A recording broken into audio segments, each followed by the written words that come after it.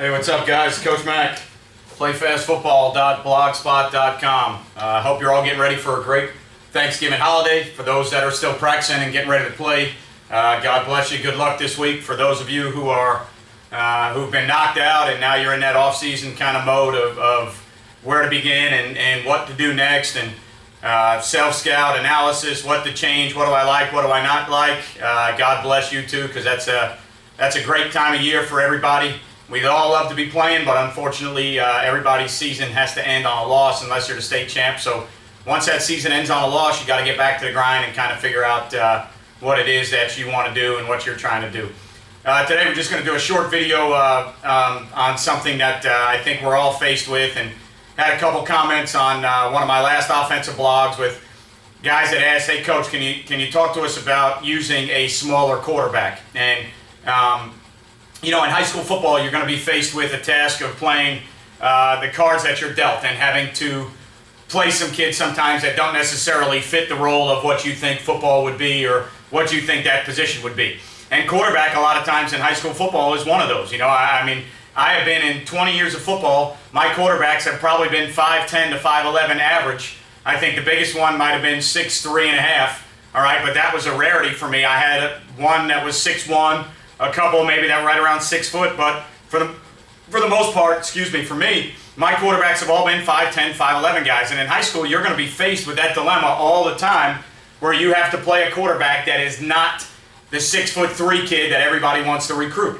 And you know, when you're faced with that dilemma, you've got to kind of figure out a way to say, okay, how do I make this work with that player? So I'm just going to talk real briefly today about some ways that you can help make that work with that player, and then draw up one of my favorite concepts for smaller quarterbacks that can hopefully help you be effective, okay? First thing we got to look at, obviously, is we're going to put him in a shotgun. All right, why are we going to put him in a shotgun? If a quarterback is shorter, the issues are all usually he can't see over the line of scrimmage, or his offensive lineman and defensive lineman to progress his reads down the field. You know, a lot of times the shorter quarterback, it may not be an arm strength thing, or it may not be a velocity on the ball type thing. If you think about a lot of Major League Baseball players, there were a lot of good infielders that were 6 foot or under, and they could all get the ball from shortstop or third base across the diamond.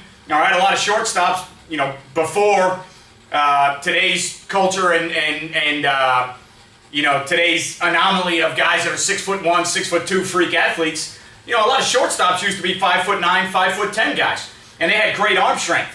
At quarterback, the issue is not the arm strength of a shorter player. The issue is not being able to see over the offensive lineman and the defensive lineman to make reads, not get the ball where it belongs. He can get the ball where it belongs, it's just that he can't make the reads, and then possibly because his launch point is so much lower, a lot of those balls may be, or more of those balls may get knocked down.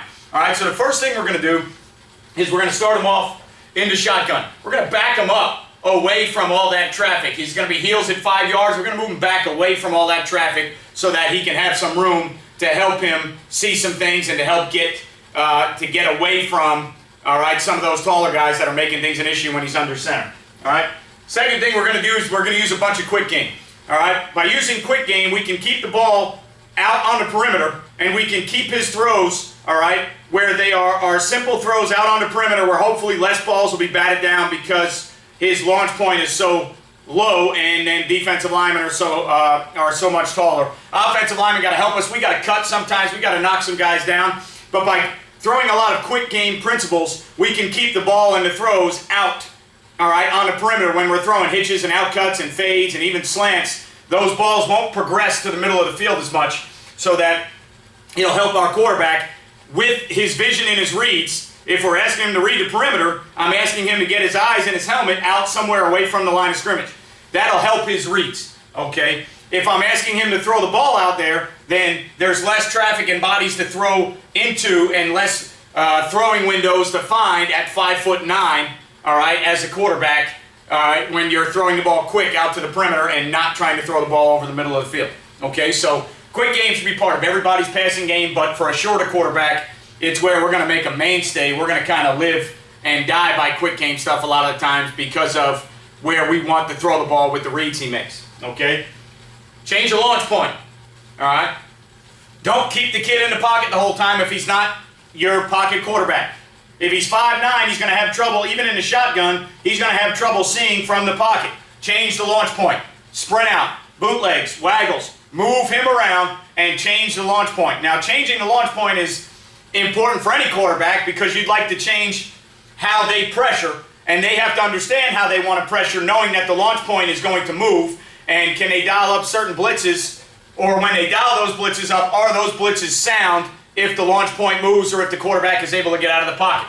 So changing the launch point is essential to any passing game. I think it's even bigger when you have a 5'9" or a 5'10" quarterback, because he's going to struggle with his feet in the pocket, sitting at 7 to 8 yards deep. I think you have to change the launch point for that quarterback to make him a little bit more effective so that he can get his vision where it belongs and he can get throwing windows and throwing lanes away from some of the bigger bodies in the middle. Okay? Keep your reads outside. All right? If you want to drop back and throw the football, throw things that are outside concepts. Try to stay away to the best of your ability from things like mesh, shallow, drive concepts, maybe even backside levels concepts, things that are going to force him to read and throw the ball over the middle. He's going to have a hard time finding guys over the middle. All right? That doesn't mean those are bad concepts, okay? Mesh is one of the greatest man beaters still to this day. You see it 40 times. And, you know, every time I watch football on Saturday, I see it 40 to 50 times. All right? Front side drive concepts or shallow cross. All right? With America's old-fashioned post over dig over shallow. Great passing concept. All right? Still to this day, one of the best passing concepts in football. If your quarterback is 5'9", he's going to have problems reading the middle of the field. So don't make post over dig over shallow or mesh. All right? Don't make those primary concepts for your QB. He can't see them. All right? Doesn't make them bad concepts. He can't see them. Keep your concepts to the perimeter. Let him run snag corner flat so he can read out wide. He can see all that. Let him run, all right, curl flat. He can see all that. Let him run smash if you like regular hitch corner. He can see all that. Let him run, all right, Y sail or flood. He can see all those things a little bit easier because he's looking out to the side where there's less bodies. He's not looking down the middle where you've got center, guard, D tackle, nose, whatever it may be, linebackers. If those guys are all 6 foot to 6'4" or 5, you don't want him looking through more bodies. You want him looking through less bodies. So keep your concepts on the outside in the drop back game. All right? Keep him to things he can read. Let him throw stick. Let him throw reads off a tailback push motion or tailback flare. Let his eyes get where he can see more of the field. That doesn't make the middle of the field passing game any worse. The middle of the field passing game is very effective, but a lot of times when you have a smaller quarterback or, all right, a green new quarterback, if you watch enough college football, when there's a new quarterback in the game, you'll hear those commentators all the time talk about how head coaches and offensive coordinators want to avoid making throws over the middle of the field. Okay, why? A lot of times the middle of the field seems to be a little bit more congested, more hands, more bodies, more turnovers. So when they have new quarterbacks, they like to talk about getting them comfortable with short, quick, easy throws on the outside, and that's what you want to do with a shorter quarterback. Okay? Last thing, use that guy in the running game. Make the game 11 on 11. Short quarterbacks are hard to find behind big linemen. So if you're running quarterback power, power read, quarterback counter, anything off of quarterback draw, if he has a hard time seeing over the line of scrimmage, that means they have a hard time seeing him. Use them in the run game. Make the numbers 11 on 11. All right, that's the toughest thing for defenses to defend nowadays. Quarterback run game makes it 11 on 11. All right, the old-fashioned NFL game used to be 11 on 10. Once I turned my back, I took the snap and turned to hand off to a guy. It was 11 on 10. All right, the only thing I could do is bootleg or hold some type of play-action fake to see if I could hold a backside defender away from making a play, but I was never involved in the game unless I threw the ball. Make your quarterback a runner. Makes the game 11 on 11. If he's short, use that as a strength. If he has trouble seeing over the line, they have trouble seeing him. Okay? Use your weaknesses sometimes to be your strengths. It's a weakness that he has trouble seeing over the line. Use it as a strength that they don't see him either and use him in the run game. Okay? Now I'm going to draw up real quick one of my favorite ways to move the pocket, all right, with a shorter quarterback. All right, and what we're going to draw up right now, I'm going to draw it up out of 3x1. All right, I'm going to draw up a little quick game waggle. All right, a little combination pass option for you. I'm going to draw it out of 3x1. All right, so what we're going to do is we're going to try and get our best receiver singled up. We're going to see if we can get our best receiver singled up to the field side. All right, or even if the ball's in the middle, just get him singled up. All right, and nose, rush, draw this up. All right. I'll switch the end and the rush. I'll draw this up to a 3-4 front since most people. All right.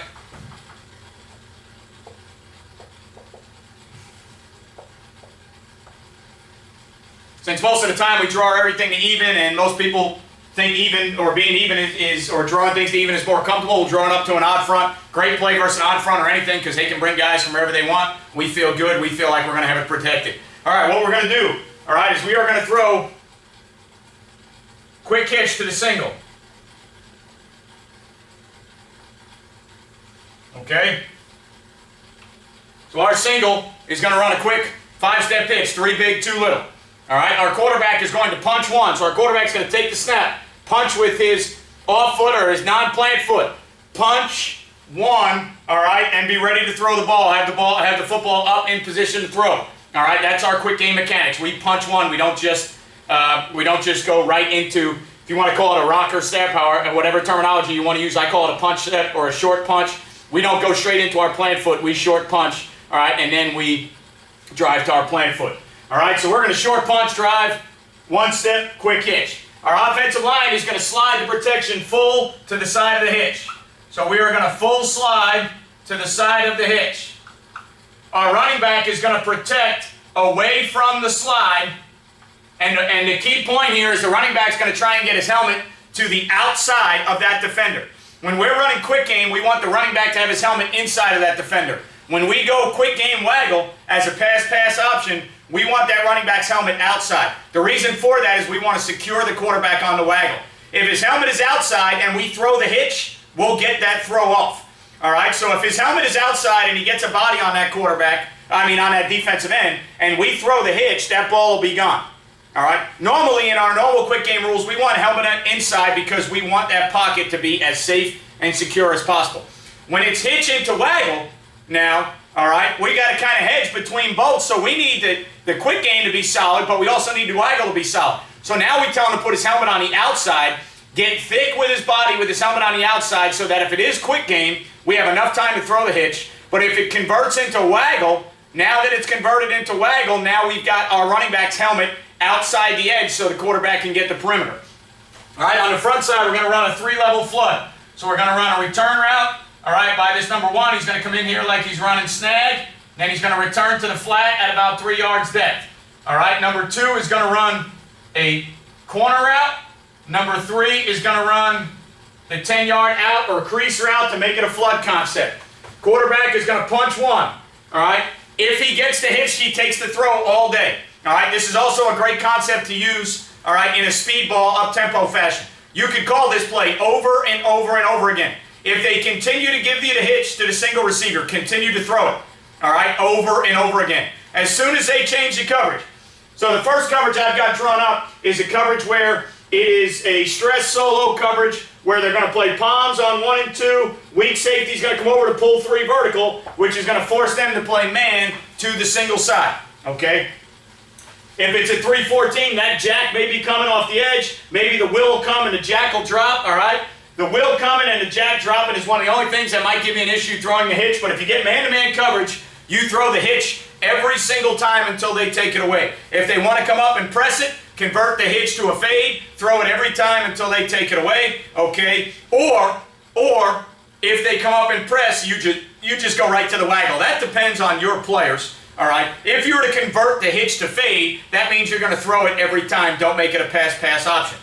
If you want it to be a pass option, when they come up to take the hitch away, make it a waggle. Otherwise, you'll never get to the waggle part if you convert the hitch to the fade. And a lot of guys will ask that all the time. Coach, if he presses, do we turn it into fade? Well, if you do that, it's just a quick game concept because now when you do that, you're going to throw the fade no matter what. If he's off, you're going to throw the hitch no matter what. The only way you would ever get to the waggle is if they dropped a flat player underneath and you had to go to the waggle. So you could choose either one.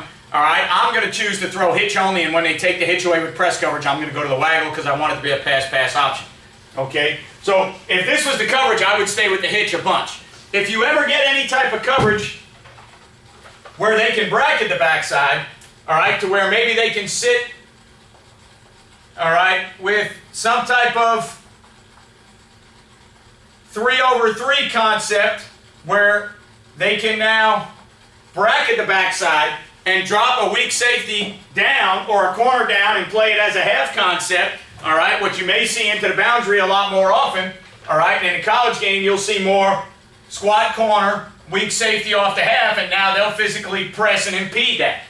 Now if you're getting that version of coverage, then you need to go to the waggle. Your quarterback then needs to punch one, all right, shoulder fake the hitch, and now continue on to the waggle side, and it just becomes a boot waggle sprint out concept to that side, and it becomes a flood concept.